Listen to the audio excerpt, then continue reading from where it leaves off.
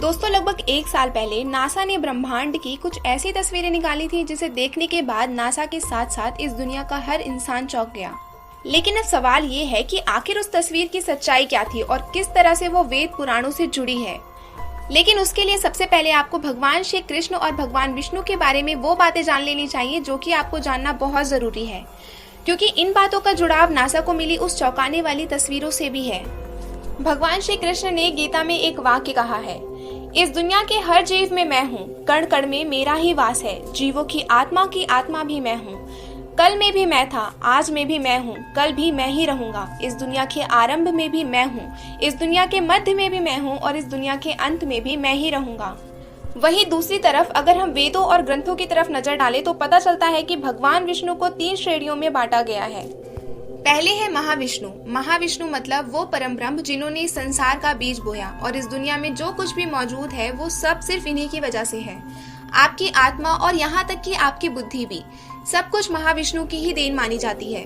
दूसरे है क्षीरोदक्षाई विष्णु। जब हम बात करते हैं कि हर जगह भगवान है, हवा में, मनुष्य में, धरती में, कण में, अर्थात छोटी से छोटी चीज में भी भगवान है, तो वहाँ बात की जाती है क्षीरोदक्षाई विष्णु जी की। तीसरे है गर्भोदक्षाई विष्णु, जिनके लिए कहा जाता है कि इन्हीं के नाभि कमल से भगवान ब्रह्मा की उत्पत्ति हुई थी और फिर सारी सृष्टि की रचना के बाद खुद भगवान विष्णु ने ही उसे संभालने का कार्यभार उठा लिया था। ऐसे में आपको भी धार्मिक ग्रंथों में क्षीरोदक्षाई विष्णु की तस्वीरें देखने को मिल जाती होंगी, जो कि कोई काल्पनिक तस्वीरें नहीं है बल्कि वेद पुराणों को समझकर बनाई गई तस्वीरें हैं। ध्यान से देखें तो जिसे नासा ने मिस्टिक माउंटेन का नाम दिया है, उसकी तुलना क्षीरोदक्षाई विष्णु की तस्वीर से करें जो कि काल्पनिक नहीं है, तो आप पाएंगे कि नासा की तस्वीर बहुत हद तक भगवान विष्णु के इस रूप से मिलती जुलती है। इतना ही नहीं, इसके बाद फिर से 2 महीने के बाद नासा के टेलीस्कोप द्वारा एक दूसरी तस्वीर खींची गई जिसे हैंड ऑफ गॉड का नाम दिया गया। इसे भी ध्यान से देखने पर आपको लगेगा कि किसी भगवान का हाथ आपके सामने है। जब ये वाली तस्वीर नासा द्वारा लोगों के बीच आई तो लोग चौंकने लगे और दोनों ही फोटो को भगवान से जोड़ते हुए बड़ी तेजी से सोशल मीडिया पर वायरल करने लगे। धीरे धीरे इन दोनों तस्वीरों ने पूरी दुनिया में तहलका मचा दिया। कुछ लोगों ने हाथ वाली तस्वीर के लिए ये भी कहा कि ये तस्वीर ब्रह्मांड के अंतिम छोर से निकलती हुई दिखाई दे रही है और उंगलियों के ऊपर सुदर्शन चक्र है। इसका मतलब ये हुआ कि आप माने या ना माने, इस दुनिया में हर चीज, यहाँ तक कि पूरी की पूरी दुनिया ही भगवान विष्णु के अंदर विद्यमान है। इसलिए समय समय पर प्रकृति ऐसे चमत्कार दिखाती है जिसे देखकर विज्ञान के भी होश उड़ जाते हैं। लेकिन अफसोस की बात यह है कि विज्ञान इन सभी बातों पर बहुत कम विश्वास करता है या फिर करता ही नहीं है।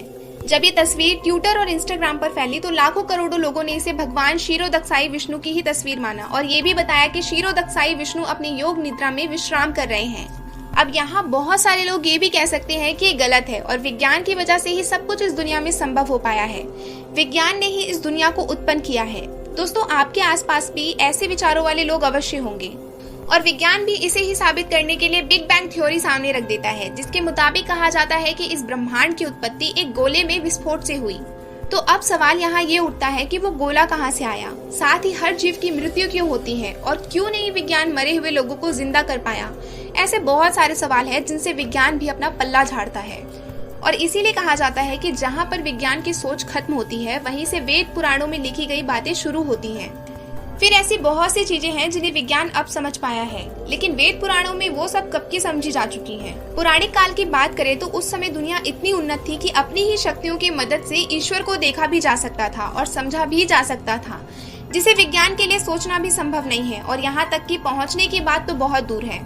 विज्ञान से जुड़े ऐसे कई लोग हैं जो ऐसी सकारात्मक शक्तियों पर विश्वास तो करते हैं लेकिन पूरी दुनिया के सामने जाहिर नहीं करते। दोस्तों, आपके इस पर क्या विचार है हमें कमेंट करके जरूर बताएं और वीडियो अच्छी लगी तो वीडियो को लाइक कर लीजिए, चैनल को सब्सक्राइब कर लीजिए ऐसे ही धर्म और विज्ञान से रिलेटेड इंटरेस्टिंग वीडियोस के लिए।